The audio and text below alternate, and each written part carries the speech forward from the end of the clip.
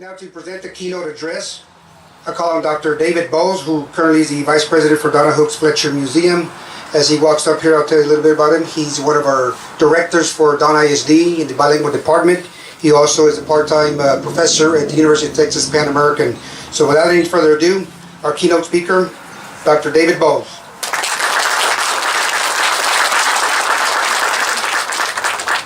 Wow, what an honor. What an honor to be out here today with so many of my fellow citizens, members of the Donna community, members of Donna's family.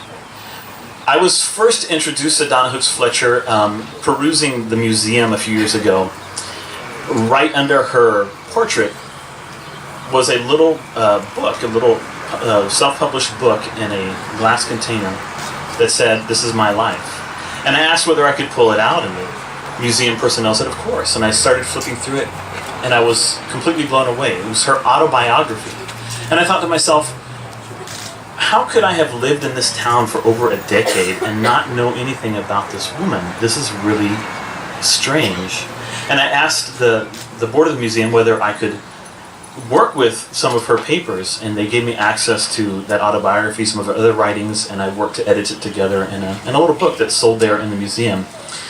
And I have to tell you, it's a little embarrassing, I guess, but in the process of learning about Donna Hooks Fletcher, I kind of fell in love with the woman. It's really, really hard to be face-to-face with a person of this enduring will and love and compassion and energy and independence and not just be blown away and not, fall in love. And I really hope that the city of Donna can fall in love with her the same way a lot of us have. Donna Hooks Fletcher's family came to East Texas in the late years of the 19th century. They set up in the piney woods out there in East Texas, and the family was involved in the lumber industry.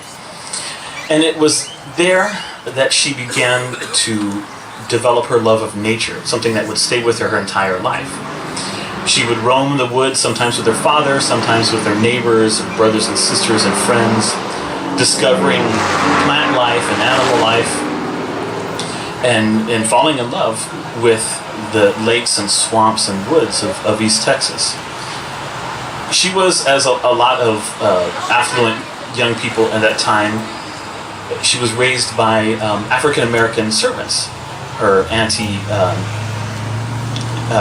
Letty and her auntie Hester, a mother and daughter who were at that time already very old, and Hester, in fact, had been a slave for the family before the Civil War.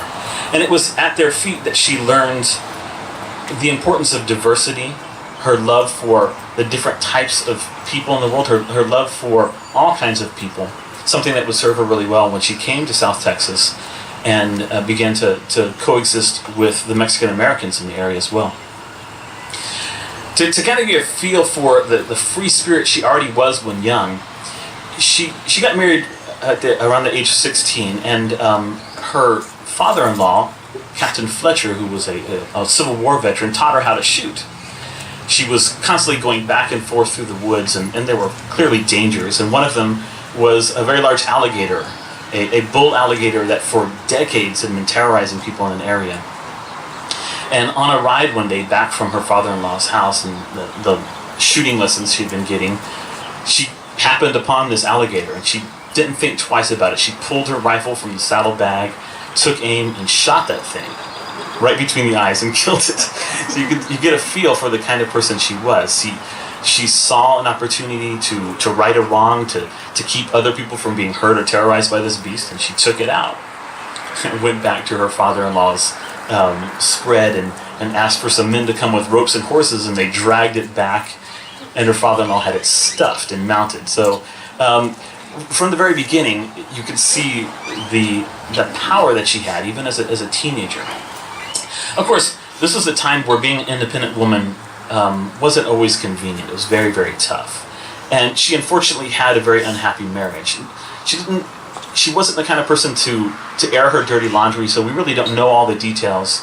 But about 5 years after the marriage, she got divorced. And this wasn't something that happened. I mean, nowadays it's so commonplace that we don't even bat an eye. But at the time, to be a divorced woman was to pile another challenge on a very challenging existence.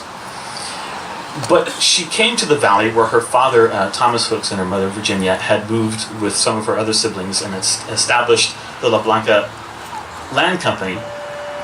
And they were in the midst of carving out a space in the wilderness for their friends to come and other people who wanted to make agriculture work in the valley in a way that it hadn't up to that point on a large scale with really good irrigation. And when she came, she visited several times, and each time she came, she fell more and more in love with the place, with the raw savagery of it, the opportunity that awaited her. And she eventually settled here. And as has already been said in some of the remarks, she began right away to make an impact on the town. Seeing that people were coming in to this very savage and raw area, she realized there was a need for a boarding house, for people to stay in and get a meal and have a place to sleep while they were building their houses, and not to sleep out under the stars. And so down here where Todd Middle School is, she built the very first boarding school. That went really well for her. She spent some time as the postmistress of the area, established on this very plaza the very first office building and the first hotel, department store, later before the Great Depression hit. It's no wonder that the founders of the town decided to name it after her. Now, of course, there's some debate about whether she was the first choice, and you know how rumors spread. And in the local folklore, there's the tale that her sister Beatrice was actually the first choice, but that for one reason or other, things, once again, at the time, you didn't have the Jerry Springers and Oprahs that we have today, so these things were very hush-hush. But apparently, Beatrice fell out of favor in some way, and Donna was chosen. Donna was also given by her father a scrubby little plot of land north of the town. And you have to kind of wonder what the motivation might have been. Here's a piece of wilderness, do what you want with it. But she took the challenge in stride, went out with a shotgun in hand and Bible in the other, mounted on her horse, with a bunch of her day laborers, and together they, like we say in Spanish, desmontaron. They chopped down huizache and dug up weeds, removed rocks, and they turned it into an alfalfa farm. A really, really amazing thing that a woman with very little assistance from men in terms of planning and so forth would be able to carry something like that out. She was not one to let anything stop her. And as has already been said, this alfalfa farm gave rise to a wonderful brand of sweet cream butter. She had some of the very first dairy cows in the valley. A very, very interesting woman. But I think that even more interesting than her businesses and that sort of thing is the way she was with the community, the treatment that she gave them. She had a great love for people. She was very involved with her church, with the society in town. She always was willing to open her doors to people who are newly arrived. And as the Great Depression set in, and her financial ventures and so forth began, like many in the valley and across the nation, to teeter-totter on the edge of collapse and finally fade, some might say that she became a hermit. She did withdraw to some extent. Certainly she still kept in touch with the movers and shakers of the valley and the state. There are letters back and forth between her and politicians and other people. But she began to live a much more secluded life, a life of reflection and peace and spirituality, because she'd always been a very, very spiritual person. And as she got older, she began to see that an unmarried life, no longer burdened by the demands of business, allowed her to be a guide for others. And so, in her little home that used to be right down the road here, right off of 83, a few miles, not even a few miles away, she would host people who would come in and have questions and doubts. You might even say they were like her disciples. She was a brilliant thinker, a wonderful writer, and she shared with them the wisdom that she had acquired through her many years of struggling in the world and finding success where success shouldn't be. And in closing, I want to share some of her words with you from one of those pieces.